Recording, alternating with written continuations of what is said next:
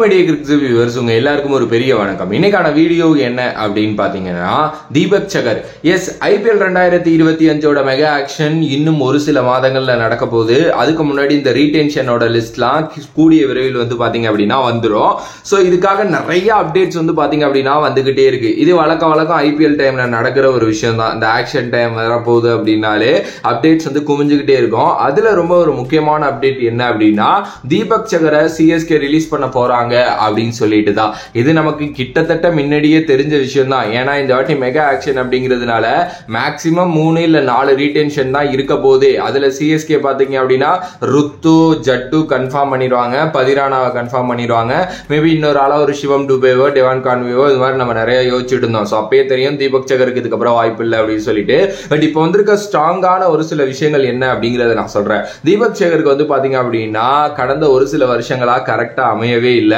S அவருக்கு வந்து பாத்தீங்கன்னா இன்ஜூரினாலேயே அவரோட கெரியர் வந்து போய்கிட்டே இருக்கு. ஓகே, ஸோ அதுலயும் இப்போ ரீசெண்டா அவர் இந்தியன் டீமுக்கெல்லாம் செலக்ட் ஆயிருந்தாரு. ஆனா அவங்க அப்பாவுக்கு உடம்பு சரியில்லை அப்படிங்கிறதுனால 2 இந்தியன் டூரை வந்து பாத்தீங்க அப்படின்னா இல்லைங்க நான் விளையாட வரல அப்படிங்கிற மாதிரி அவர் சொல்லி அவர் வந்து பாத்தீங்க அப்படின்னா அதுல இருந்து வெளியில போனாரு.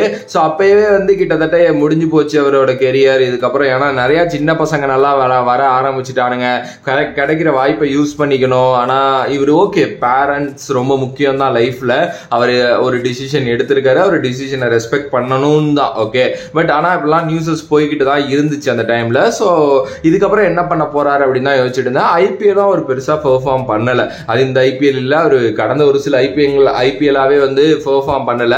நிறைய மீம்லாம் கூட நீங்க பார்த்திருப்பீங்க. எனக்கு வந்து தீபக் சகர் மாதிரி ஒரு லைஃப் வேணும், 14 கோடி ரூபாய் சம்பளம் வாங்குறாரு, ஆனா பாதி நாள் அவைலபிளாவே இருக்க மாட்டேங்கிறாரு அப்படின்னு சொல்லிட்டு அது மாதிரிலாம் மீம்ஸ் வந்து பாத்தீங்கன்னா வந்துட்டு இருந்துச்சு. காரணம் அவரோட இன்ஜூரி தான். இன்ஜூரி ப்ரோன் பிளேயராகவே அவர் மாறிட்டாரு. அவருக்கு வந்து காலில் ஒரு சர்ஜரி பண்ணியிருக்கு, முதுகுல ஒரு சர்ஜரி பண்ணியிருக்கு, அதுக்கப்புறம் வந்து தொடையில ஒரு சர்ஜரி பண்ணியிருக்கு. இது மாதிரி நிறைய சர்ஜரியே வந்து லாஸ்ட் ஒரு 3 to 4 இயர்ஸ்ல பண்ணது தான் அவரோட ஒரு பெரிய இஷ்யூவாகவே வந்து பார்த்தீங்கன்னா பார்க்கப்படுது. ஒரு ஓவரில் நான் ஒரு 6 பால் இருக்கு அப்படின்னா 2 பால் போட்ட உடனே முதுக பிடிச்சிட்டு போயிடுறாரு அப்படிங்கிற சூழ்நிலைக்கு அவர் வந்துட்டாரு. ஓகே, ஸோ இந்த இன்ஜூரி அப்படிங்கிற ஒரு மேட்டர் தான் சிஎஸ்கே அவரை ரிலீஸ் பண்றதுக்கான முக்கியமான காரணமாக இருக்கும் அப்படிங்கிற மாதிரி வந்து சொல்றாங்க. மேபி அவரை திருப்பி எடுக்க மாட்டாங்கிற மாதிரி டெலிகிராஃப்ல போட்டிருந்தாங்க. எஸ், அது இதுக்கப்புறம் வந்து சிஎஸ்கே மேபி திருப்பி எடுக்கிறதா இருந்தா ஒரு துஷார் தேஷ்பாண்டே நோக்கி போவாங்களே தவிர தீபக்கை நோக்கி போக மாட்டாங்க அப்படிங்கிற மாதிரி தான் நியூஸஸ் போட்டிருக்காங்க. ஆனா உண்மையிலுமே தீபக் சகர் ஒரு சாம்பியன் பிளேயருங்க, அதுல எந்த ஒரு டவுட்டும் இல்ல. 2018 காலகட்டத்திலேருந்தே அசோசியேட் ஆகிக்கிட்டே இருக்காரு சிஎஸ்கேவோட. அதுக்கு முன்னாடியும் ரைசிங் புனே சூப்பர் ஜெயின்ஸ்ல வந்து பாத்தீங்க அப்படின்னா ஆடிட்டு இருந்தாரு. ஓகே, அந்த எம்எஸ் தீபக் சகர் ஒரு நல்ல ஒரு ரேப்போ வந்து எப்பவுமே இருந்துகிட்டே இருக்கும். அப்படிப்பட்ட ஒருத்தரை நம்ம இதுக்கப்புறம் மிஸ் பண்ண போறோம் அப்படிங்கிறது ரொம்ப இதுவா தான் இருக்கும். நானும் அவரோட ஒரு பெரிய கம்பேக் இருக்கும்பா கண்டிப்பா அப்படின்னு சொல்லிட்டு எக்ஸ்பெக்ட் பண்ணிக்கிட்டு இருக்கேன். கண்டிப்பா அவர் கொடுக்கணும் கம்பேக். அது சிஎஸ்கேல இருந்து தான் கொடுக்கணும்னு அவசியம்லாம் இல்லை. அவர் எங்க இருந்தாலும் நல்லா பண்ணி திருப்பி இந்தியன் டீமுக்குள்ள வந்தார் அப்படின்னா ரொம்ப நல்லா இருக்கும். ஏன்னா பேட்டிங்லையும் நல்லா ஆட ஆரம்பிச்சாரு. அந்த ஸ்ரீலங்கால ஒரு மேட்ச் நம்ம எல்லாருக்குமே தெரியும். அந்த மேட்ச் முடிஞ்சிருச்சுன்னு நினைச்சப்போ நின்று பொறுமையா 60 ரன் அடிச்சு தீபக் சகர் ஜெயிக்க வச்சதுக்கு அப்புறம் தீபக் சகரோட ரேஞ்சே மாறப்போகுது அப்படின்லாம் யோசிச்சேன் 2021-22 அந்த கோவிட் காலகட்டத்தில். ஆனால் அதுக்கப்புறம் வந்து மறுபடியும் இன்ஜூரி ஆகி அவரோட கெரியரே எங்கிட்டோ திரும்பி அப்படியே போயிருச்சு அப்படின்னே சொல்லலாம். பார்க்கலாம், அந்த கெரியரை திருப்பி எடுத்துட்டு வர்றது அவரோட கையில தான் இருக்கு. பட் ஆனால் அவர் மேல இன்வெஸ்ட் பண்றதுக்கு நிறைய டீம்ஸ் வந்து பாத்தீங்க அப்படின்னா டெஃபினெட்லி இருப்பாங்க.